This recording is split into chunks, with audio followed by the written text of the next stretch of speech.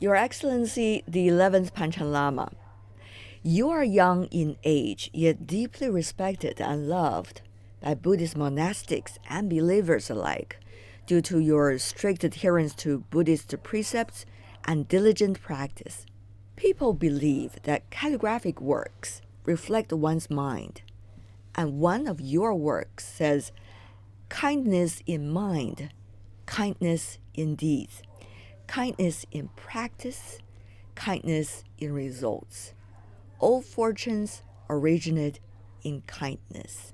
So I'm wondering if you could share with us your understanding of kindness. Will kindness really lead to happiness?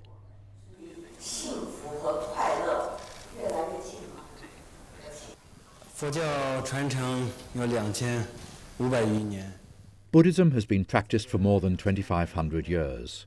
In its long history, Buddhism has played a unique role in promoting civilizations and benefiting people in various regions of the world. Buddhism is unique because it can purify our minds. By practicing Buddhism, we can gain peace of mind. The most important teaching in Buddhism is kindness. Buddha taught 84,000 approaches to attain enlightenment, and there are so many sutras that a lifetime may not be enough to read them all. But in summary, I think the essence of Buddhism is to promote kindness and to restrain evil. We should do whatever kinds of things we can do and refrain from doing any evil things.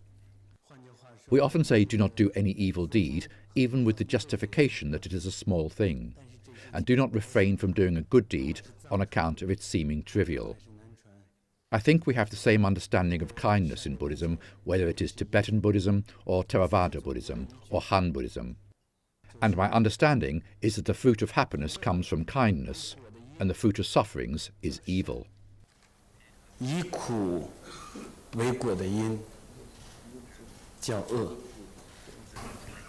Would you please elaborate further?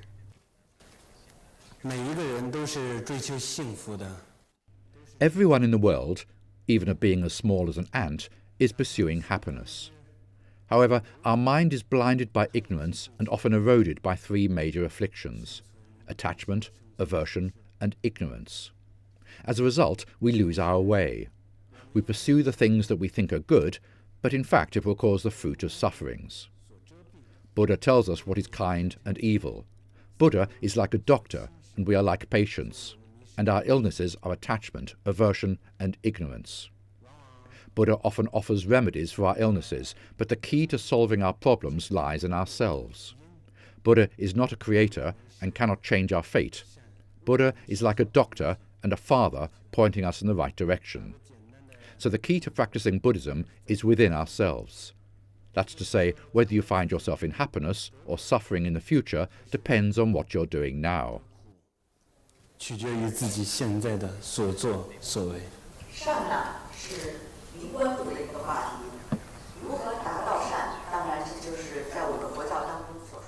The path leading to kindness in Buddhism is practice.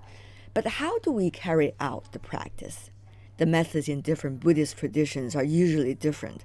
For example, Your Holiness belongs to Theravada tradition, which features unique meditation practice. We all know that Theravada and Mahayana differ in terms of meditation methods. How should we cultivate ourselves through meditation? May I have your input, Your Holiness?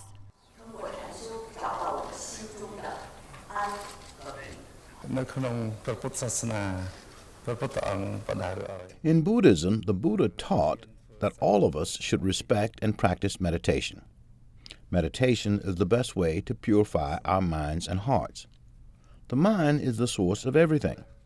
But if we purify our minds, the mind can lead us to harmony and peace. So in all Buddhist beliefs, we don't differentiate between north or south. All of us need to do meditation.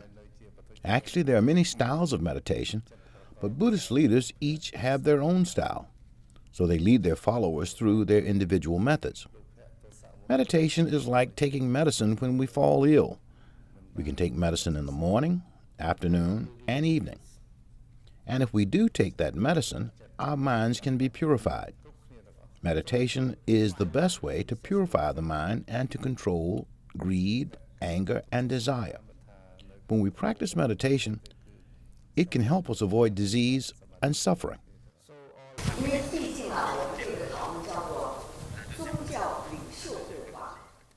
Well, as this is a dialogue with religious leaders, I cannot help but ask you with great interest and curiosity, what do you consider to be important qualities for religious leaders?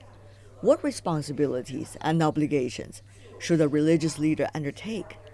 And what kind of person can eventually become a religious leader? 首先呢，宗教领袖不是疯的，是要做的。 To be a religious leader is not just a title, but more importantly, you should accumulate virtues. Religious leaders need to promote Buddhism and benefit all beings through their actions.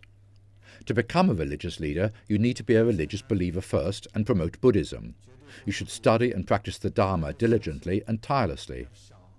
Secondly, religious leaders should be highly knowledgeable about religious teachings and should set a moral example to win the respect of his followers. He should also undertake responsibilities and obligations, which means, to be specific, to see all beings as mothers or children. A religious leader should have a loving heart and the courage to set all beings free from their sufferings. Only a person like this is qualified as a religious leader. 脱离苦难的勇气，只有这样的人，才能被称为宗教领袖。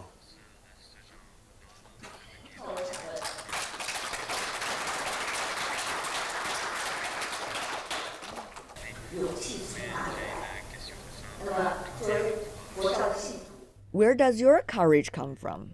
The followers may claim that they get courage from their leaders, but where do religious leaders get their courage?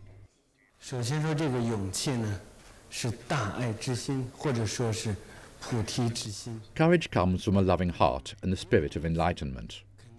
Ladies are usually tender, but they will devote their lives to their children, and they're brave enough to stand out to save their children. That's the courage inspired by a loving heart. 因为这种大爱激发出来的勇敢。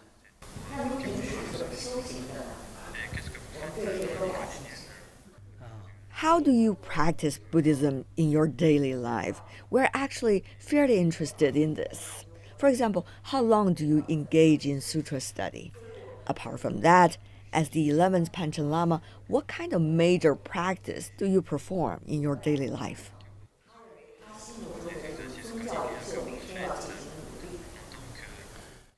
首先呢，学习佛学知识是要有一定的时间的积累。 Learning Buddhism is a long course of accumulation, but for each day, I think the most important thing is thinking and understanding, which should lead to integrating what you've learned from books into your mind. Tibetan Buddhism has unique ways of practicing by stages. It elaborates on one's process of transitioning from being a non-believer toward liberation and nirvana. Reading sutras is not just about improvement of knowledge, it's about the integration of your heart and Buddhism. We are patients. We are often eroded by attachment, aversion, and ignorance. So we need to cure our illness of afflictions by following the Buddha's compassionate teachings. Buddha taught 84,000 approaches to attain enlightenment, and of course, that's only a rough figure. In fact, no matter how much trouble you have, Buddha has a way to solve it. 实际上，众生有多少种烦恼，佛陀就有多少种方法来进行对治。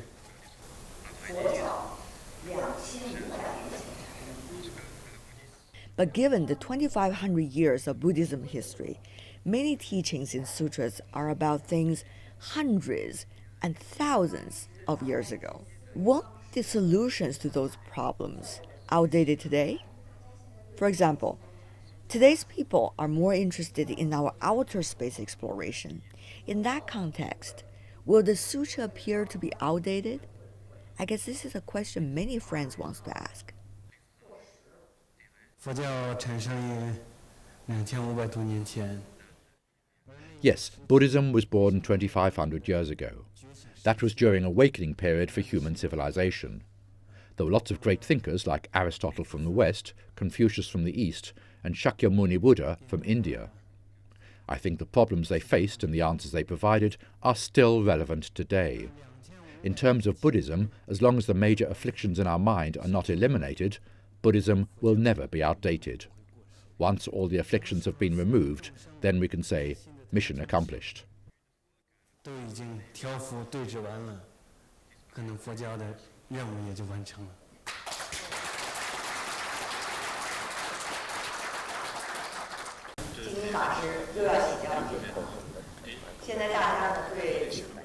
Venerable Master Jing Yin, these days, people are concerned about environmental challenges.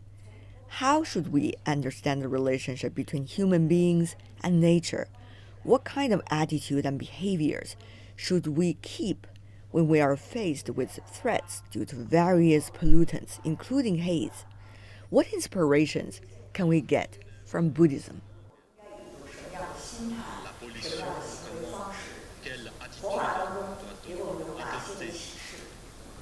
其实我们的地球已经有46亿年。 In the past 100 years or so, great changes have taken place in human society. Development of science and technology has equipped human beings with wings, but many people have blind faith in the power of science and technology. This blind faith has fostered our stupid belief that human beings can do whatever they want, as though we could control the whole world and decide the fate of other species. That's why our activities have created an astonishing effect on our environment, causing frequent natural disasters. I think one of the core reasons is our ignorance and arrogance. We have no fear and reverence. The other one, I think, is greed. To benefit ourselves, we are even willing to take the risk of sacrificing our living environment. Everything in the world is subject to causes and conditions. Nothing is independent and no phenomenon can exist in isolation. Human beings are no exception. When it comes to the concept of emptiness or sunyata in Buddhism, it doesn't refer to avoid, it means inclusiveness. This is a very important part of Buddhist teachings. For example, we often see the phenomenon of intolerance in our society. People don't trust each other and can't integrate into society. Just like when a stone drops into water, they are still two separate objects. But in the concept of Buddhism, you need to see yourselves as salt. When salt dissolves into water, it looks like the salt disappears, but in fact it becomes part of the water and it owns the whole bottle of water. That's to say, if you devote yourself to your family or society, you become part of them. If one really understands that he is only part of nature, and to cause damage to nature means to harm oneself, he will naturally keep reverence in his decisions. That's why Buddhist teaching stresses that bodhisattvas keep reverence for causes, while ignorant people keep reverence for results only. When I discussed this with Master Panchen earlier, he had an interesting metaphor. He thinks science and technology are like a sharp sword. When the sword falls, it might cause great damage, so we must use our mind to hold the sword.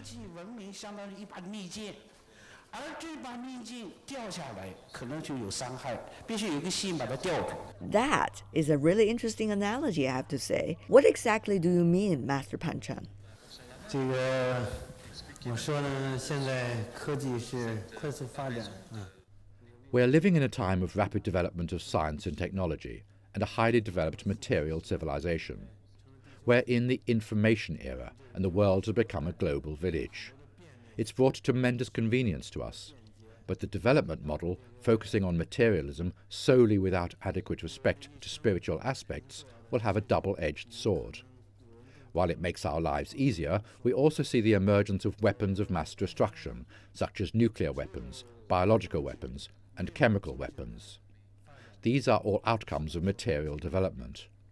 In order to avoid a bad fate for all mankind, I think we need to solve the problems that lie within our minds. UNESCO's 1945 constitution states that wars start in the minds of men. It's in the minds of men that the defences of peace must be constructed. In fact, Buddha taught us more than 2,500 years ago, the mind creates everything. True world peace will be dependent on peace of mind. We must start by purifying people's minds and reforming human nature. Only inner peace and tranquility can bring external harmony and peace. And eventually, a harmonious family, a harmonious society, and a peaceful world. 社会就可以和谐，世界就可以和平。 Well, I don't know how others feel, but at this moment, I really feel that I am sitting here traversing in time. The 11th Panchen Lama is a young man in age, like a common youth interested in the same problems all humans face. But he is also a man drawing on a vast pool of wisdom from 2,500 years of Buddhism. It seems that in his being, we can find all the accumulated wisdom and enlightenment of the 10 former Panchans.